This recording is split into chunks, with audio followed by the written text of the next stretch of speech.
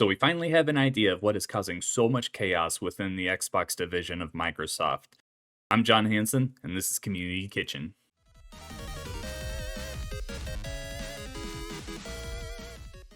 Hello, everyone. Welcome to the Game Sandwich Community Kitchen. I am John Hansen, running a little solo today. We're gonna talk about a new Jason Schreier report, talking about what is causing so much chaos over at Xbox. But before we begin, please, if you like this video, give it a like, subscribe to us, and also if you want to support us over on Patreon, you can check out our website, gamesandwich.com. Links to all of that stuff will be down in the description, as will the link to this report by Jason Schreier from Bloomberg.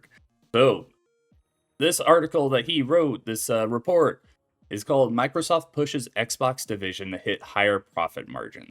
Essentially, what this comes down to is the chief financial officer for Microsoft, Amy Hood, has invoked a goal of 30% profit margins for a large portion of all of Xbox.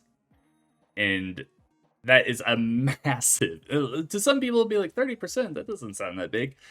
That is massive, especially in gaming. In an art business, 30% is like you are hitting on everything. Like that is just, you are almost nailing everything you put out. With Xbox, they now own so many different companies and they have so many different inner workings. That's extremely tough to hit. So, I'm going to read a quote here. All right. Microsoft Corp is asking its Xbox gaming division to produce profit margins that are well above the industry average, ratcheting up pressure on its video game makers during a difficult time for the field at large. Over the past 2 years, executives at the Seattle-based software giant have set an across-the-board goal of 30% accountability margins, a term Microsoft uses in lieu of profit margins, according to people familiar with the business. The gaming division, which includes dozens of studios, has responded by canceling projects, raising prices, and slashing thousands of jobs, said the people who asked not to be identified discussing non-public information. So yeah, really the only thing you can say at this moment is there are so many reasons why Xbox is not very popular in the gaming industry right now. A lot of it seems to stem from this. And this also seems to stem from all the acquisitions they had made in recent years. Activision being the big one, but also Bethesda, Double Fine, Obsidian. All of the acquisitions that they made as they were trying to get past the non-exclusive hurdle that they had for a while there. All of that is leading to where we are today. When you get a business person like Amy Hood and Satya Nadella, when you get those business people who rely entirely on the profits, like a corporation at Microsoft does, they're going to ask for more. Hey, you're having to spend all this money. We better see a big return from this. We can't just cut even. We have to line our pockets more. We have to line the investors' pockets more here. So, yeah, they're trying to make as much money as possible. That's why you see games recently, Perfect Dark, that new, was it Project Blackbird from the ESO devs, Everwild, these games that have been in development hell. Well, okay, there's no way that we're going to make our money back on this. We have to cancel it, and we have to move to something new.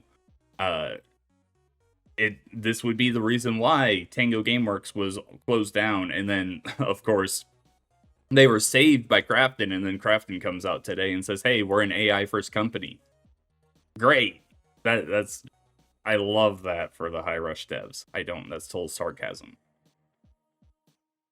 This kind of stuff is just why gaming in general is in such a tough spot right now. It's all of these business people that are just looking for the profits, the higher profits. You can't work in an art form media like this and be successful in that kind of way. You have to be okay with limiting the profit. That's just gaming is the biggest entertainment uh profit maker in the world right now, I believe. I think it beats out like television, reading, everything. I think it's at the top. But there are so many high cost and there's so many high risk with making a video game that there's just no way for you to make 30% profit. You could do that on Call of Duty. You could do that on Minecraft. Like those games, yeah, I bet they're making 30% profit on it because they're so huge. But when you look at a new game, Keeper, I don't know how much that costs. They're probably only making that because it costs so little, but it's not going to be a big maker for them. The Outer Worlds 2, I don't really see that making 30%. What's their other recent games that they've put out? I'm totally blanking right now because there's just so many. Whatever.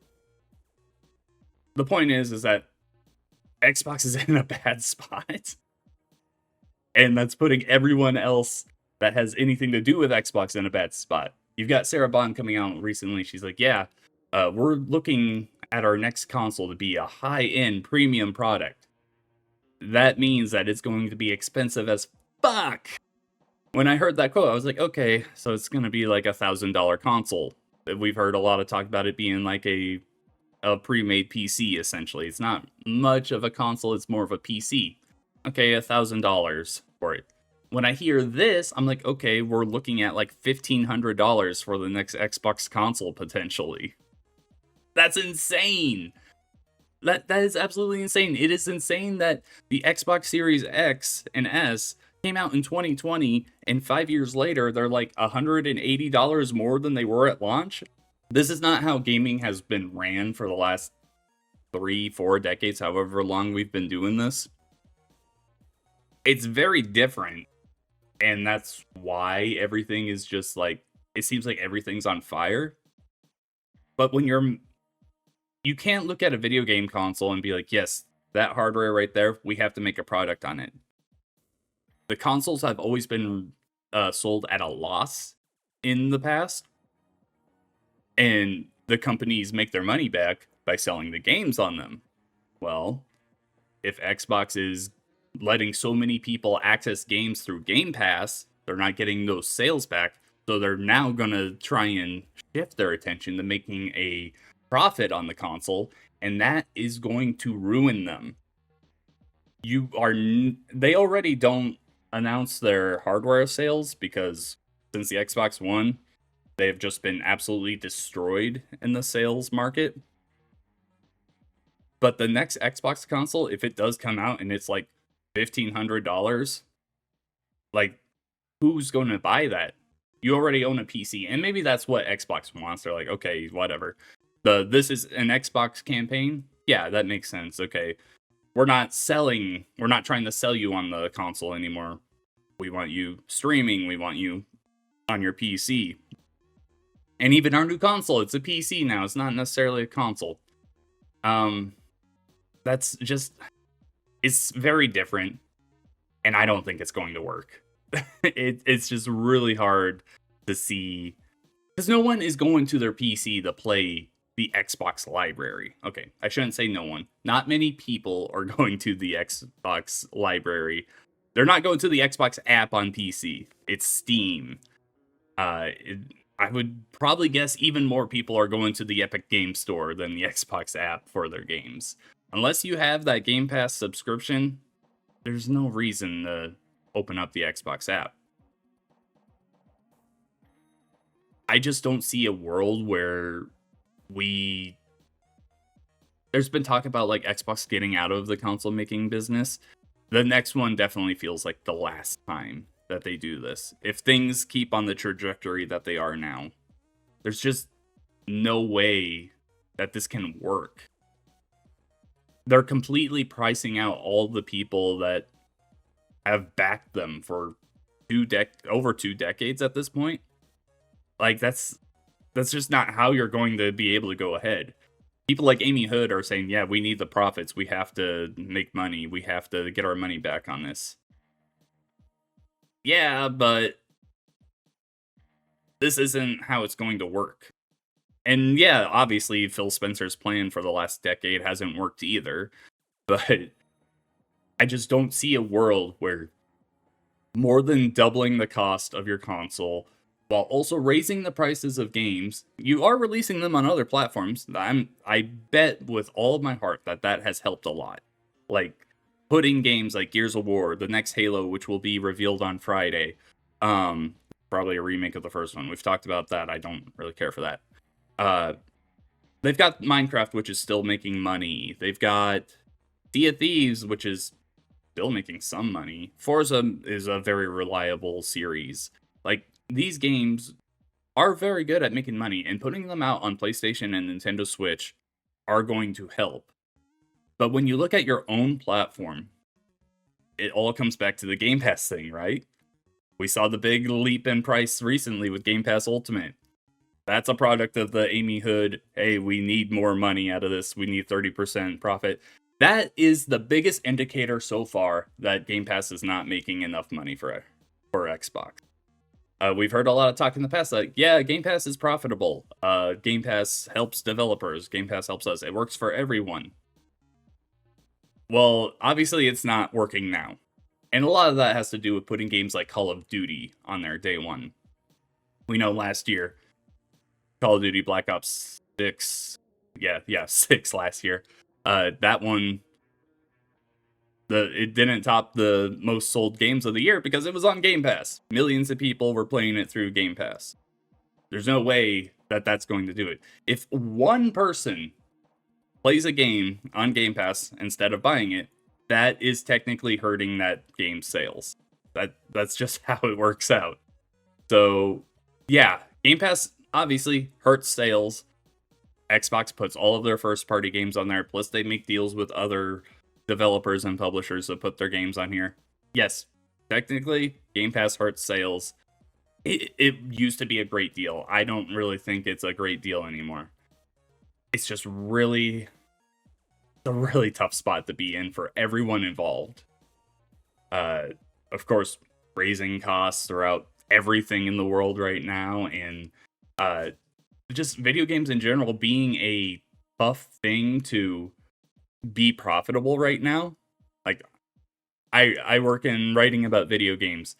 It is so hard to find a job right now. It is almost impossible with all of the layoffs and everything. Everyone is cutting costs across the board. Like, everything is bad right now.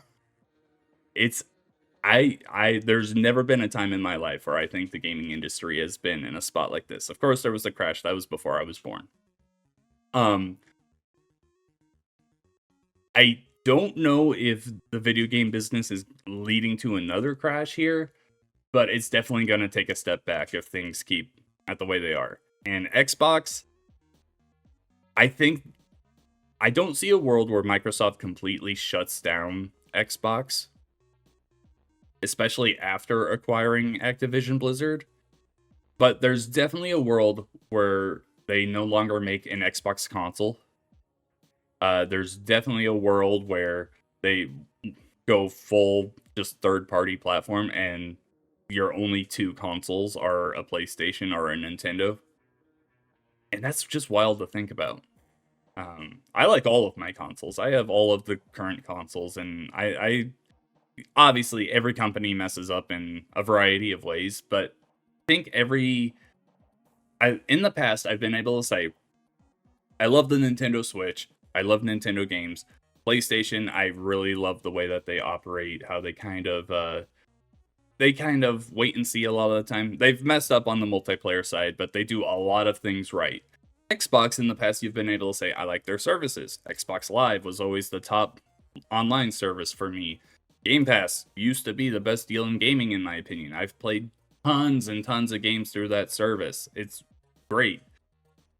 But now you're taking that away from Xbox. Xbox doesn't have anything besides, hey, we bought these really big games. We have Call of Duty, we have Minecraft. We bought them. We didn't really make them, but we bought them, and we're still gonna shell them out.